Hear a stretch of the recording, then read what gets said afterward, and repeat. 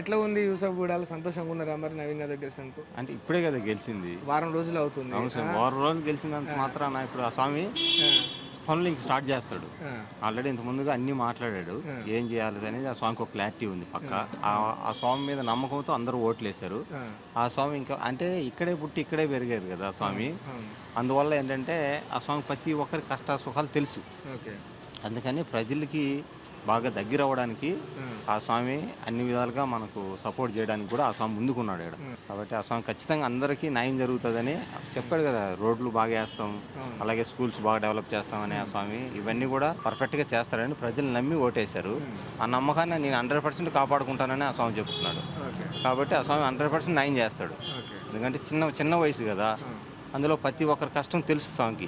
అంటే ఇక్కడ అందరూ ఎవరెవరు ఏ కష్టాలు పడుతున్నారు, ఏ ఇబ్బందులు ఉన్నాయి అనేది చిన్నప్పటి నుంచి చాలాసార్లు ఆ స్వామి పోటీ చేశారు. ఈసారి ప్రజలు చాలా ఎక్కువ ఓట్ల మెజారిటీతో గెలిపించారనమాట.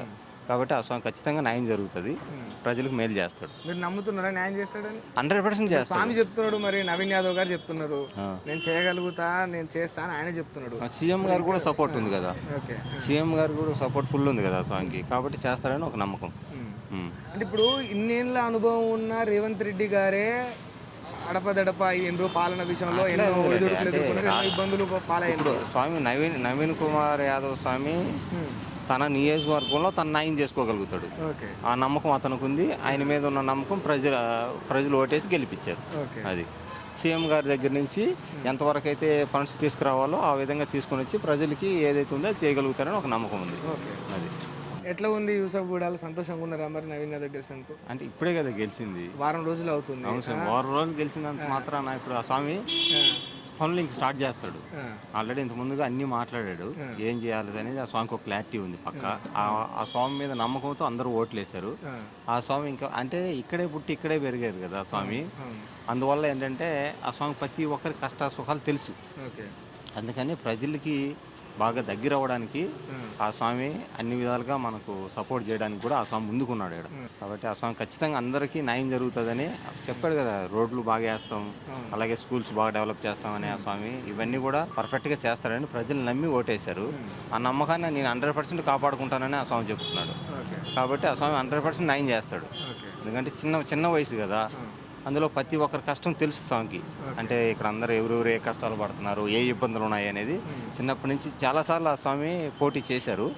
ఈసారి ప్రజలు చాలా ఎక్కువ ఓట్ల మెజారిటీతో గెలిపించారనమాట. కాబట్టి ఆ స్వామి ఖచ్చితంగా న్యాయం జరుగుతుంది, ప్రజలకు మేలు చేస్తాడు. మీరు నమ్ముతున్నారా న్యాయం చేస్తాడని? 100% చేస్తాడు. స్వామి చెప్తున్నాడు, మరి నవీన్ యాదవ్ గారు చెప్తున్నారు నేను చేయగలుగుతా, నేను చేస్తా అని ఆయన చెప్తున్నాడు. సీఎం గారు కూడా సపోర్ట్ ఉంది కదా.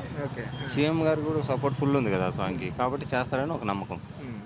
అంటే ఇప్పుడు ఇన్నేళ్ళ అనుభవం ఉన్న రేవంత్ రెడ్డి గారే అడపదడప ఎన్నో పాలన విషయంలో ఎన్నో ఇబ్బందులు పాలయ్యారు. స్వామి నవీన్ కుమార్ యాదవ్ స్వామి తన నియోజకవర్గంలో తన న్యాయం చేసుకోగలుగుతాడు.